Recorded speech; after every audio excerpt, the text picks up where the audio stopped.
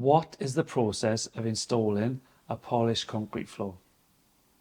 So once you're watertight and your on-site team have installed your insulation and your underfloating, we're free to come in and install your floor. So the first stage for us is preparation stage. We'll arrive on site with our team.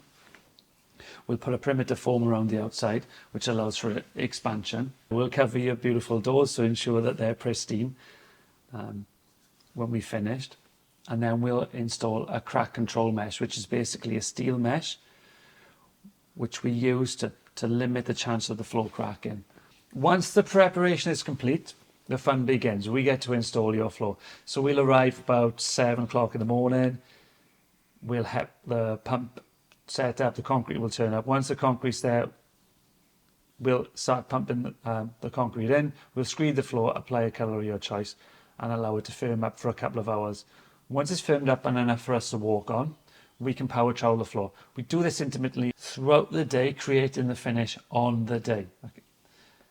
The next day, we'll turn up, we'll cut your crack control joints in at predetermined points. We'll have discussions about this.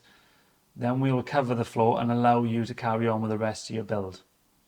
Once you've completed your build, we'll return a minimum of 28 days after. It's a minimum of that. We have to allow the concrete to cure, but it can be typically 6 months afterwards, sometimes longer than that, depending on how fast your team are on site.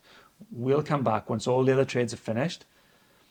We'll remove the cover, we'll sand the floor, we'll wash the floor, we'll seal the floor, and then we'll hand over a beautiful, pristine, polished concrete floor ready for you to move in or open your commercial space.